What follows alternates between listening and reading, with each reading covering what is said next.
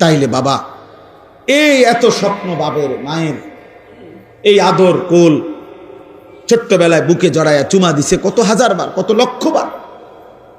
মায়ের স্বপ্ন, বাবার স্বপ্ন, এই সব কিছুর বিনিময় ছিল এই বদলা যে 16 বছর বয়সে আজ তুমি এক ওয়াক্ত নামাজ পড়ো না, 365 দিনে কোনো দিন ফজরের নামাজ তোমার কপালে জোটে নাই, আর তুমি সারা রাত সারা দিন উলঙ্গ ছবি আর নর্তকী দেখলা। তাহলে তোমার মায়ের দুধের এই তো বদলা না? মায়ের পবিত্র দুধের এই বদলা দিলা? 2 বছর 9 মাসের মায়ের গর্ভের এই যন্ত্রণা কষ্ট সইলেন, এর এই বিনিময় দিলা? এই তো বিনিময়। মা এটাই প্রাপ্য ছিল, বাবা এটাই প্রাপ্য ছিল,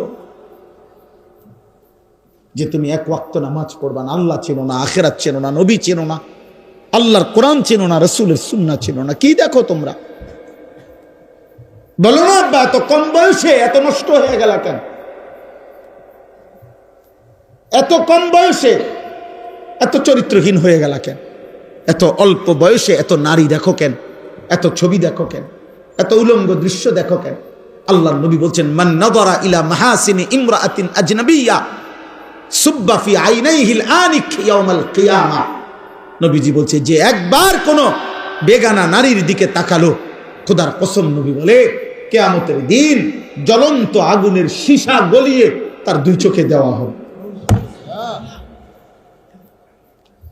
রাসূলুল্লাহ সাল্লাল্লাহু আলাইহি ওয়াসাল্লাম বলেন, মাথার উপরে এই আসমানটা যদি তোমার উপরে পড়ে যেত, ভাঙ্গা পড়তো, ওইটা যত বড় বিপদ নয়। আল্লাহর নবী বলেন, তার চাইতে বড় বিপদ উম্মত তুমি কোনো বেগানা নারীর হাত ছুঁয়ে দিলা। তুমি কোনো বেগানা নারীর হাত ছুঁইলা, ভিন মেয়ের। আল্লাহ রাসূল বলেন, এর চাইতে তোমার উপরে যদি মাথার আসমানটা ভেঙে পড়তো, তোমার মাথার উপরে যদি পাহাড় ভেঙে পড়তো, এতটা বিপদ হতো না, এত বড় ক্ষতি হতো না তোমার। তুমি যে ক্ষতি করলা নিজের আখিরাতে, তুমি নিজে ক্ষতি করলা। তোমরা বাবারা যা করছো তোমরাই ভাবো, তোমার জন্য আমি আটকাবো না, আমার জন্য তুমি আটকাবা না, কেউ কারোর জন্য থামে না। কিন্তু আখিরাতে আমরা সবাই যেতে হবে, আল্লাহ তাআলার কাছে আমাদেরকে পৌঁছতেই হবে। আমরা মানি কি বা না মানি, আমরা স্বীকার করি আর না করি, আমাদের প্রত্যেকটা বাবা, অভিভাবক যারা আছেন, ছেলের বাবা, মেয়ের বাবা, আপনাদের কাছেও আমার বক্তব্য এটা, আপনারা আপনাদের ছেলের দিকে নজর দেন। সোফা লাগবে না, মাটিতে বসুক। ফার্নিচার লাগবে না বাপ, ওদের সাথে আগে বোঝাপড়া করেন যে তোদের জন্য আমি কেন ফার্নিচার বানাবো। যে নাফরমান সন্তান, তুই আল্লাহর দুশ্মন, তুই রাসূলের দুশ্মন, একটা বেলা এক ওয়াক্ত নামাজ পড়ছ না বেটা, তোর মতো জানোয়ারের জন্য আমি বিল্ডিং করব কেন? কথা বলে না? এটা কি বলা উচিত না যে তোর মতো জানোয়ার, তোর মতো আল্লাহর দুশ্মন, তোর চুল দেখলে মনে হয় না মুসলমান, তোর চেহারার ঢং দেখলে মনে হয় না মুসলমান, পেশাবের শুরু দেখলে বোঝা যায় রাস্তার পাশে পেশাব করতেছে, কোথায় টয়লেট পেপার, কোথায় পানি। তো তুমি কুত্তা দেখো না? আরেকবার কুত্তা যখন পেশাব করে তুমিও লগে পেশাব করো, আর আরেক দোস্তরে কইবা, দোস্ত আমগো 2 জানোয়ারের ছবি একসাথে উঠাইয়া ফেসবুকে দে।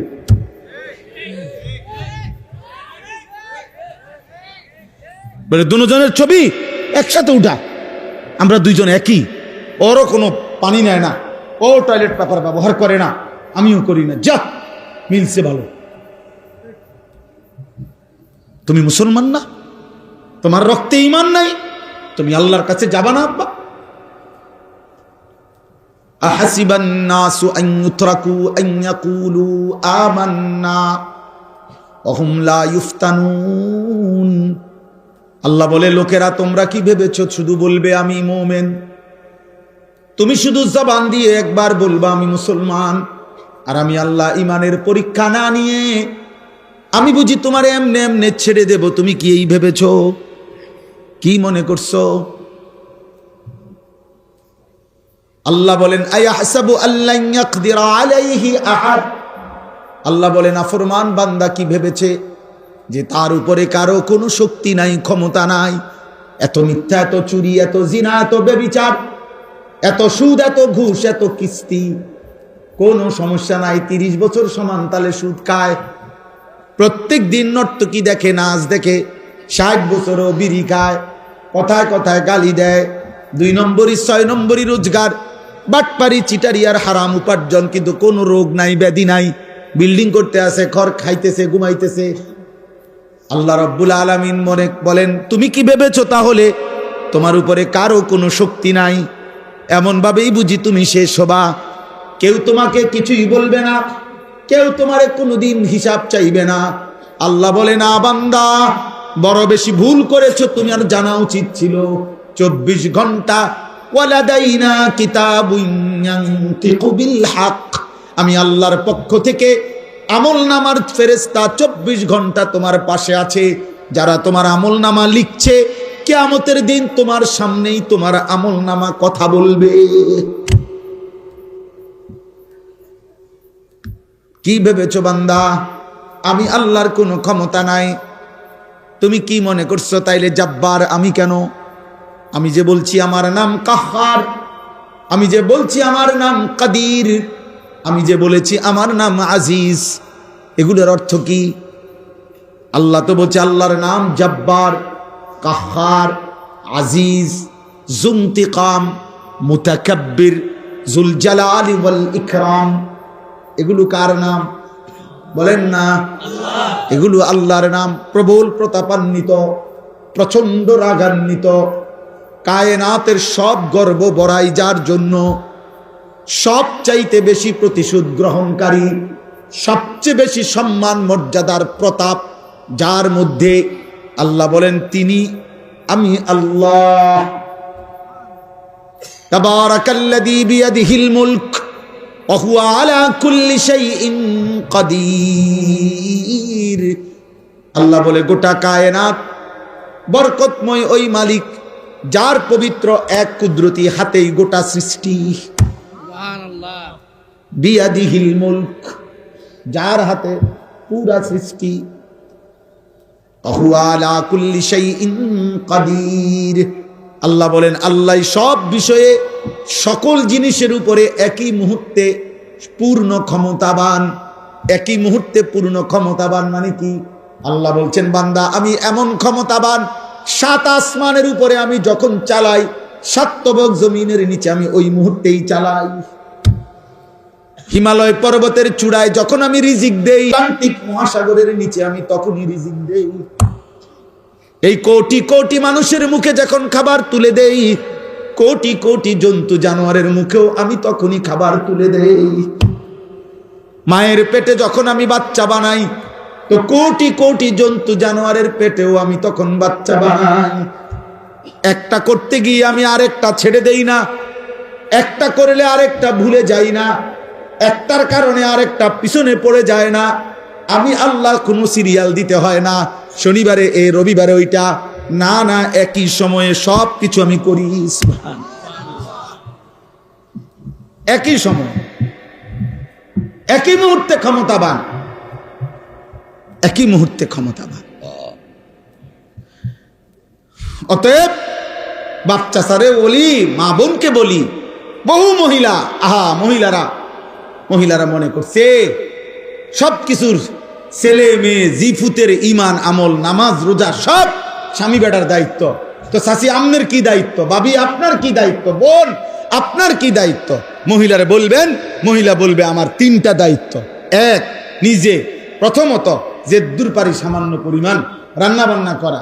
দ্বিতীয় দায়িত্ব হইল প্রতিদিন নির্দিষ্ট সময় পরিমাণ সাজগোজ করা, অর্থাৎ পাউডার চুনু ফেরান লাভলি ডলা।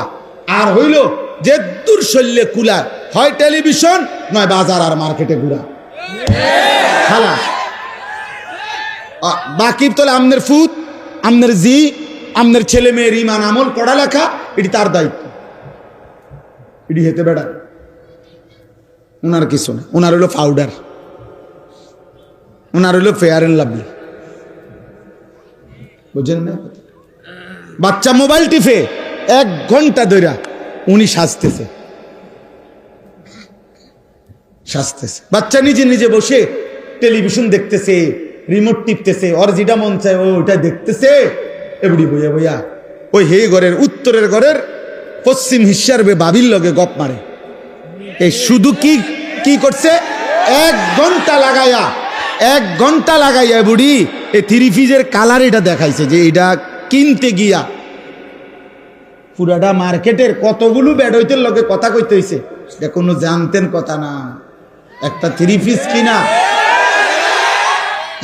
পিস কিনা কোনো ছোটখাটো বিষয় না।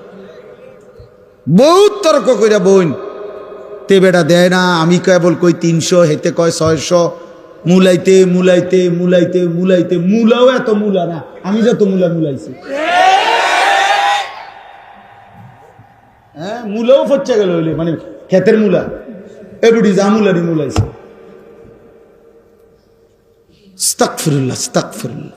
হাই বোন, কি বললা?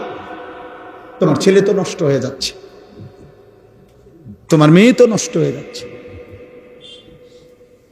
তোমার ছেলে তো সারা রাত উলঙ্গ ছবি দেখে, তোমার মেয়ে তো আরেক ছেলের সাথে হারাম প্রেমের নামে অবৈধ সম্পর্ক করে চরিত্র, ইজ্জত, সতীত্ব নষ্ট করে দিছে। তুমি মায়ের খবরও তো নাই। চরিত্রহীন ছেলে দিয়া মা তুমি পরিচয় দিবা কেমনে? চরিত্রহীন মেয়ে দিয়া তুমি পরিচয় দিবা কেমনে? দুনিয়ায় বলবা কি, আখেরাতেই বলবা কি?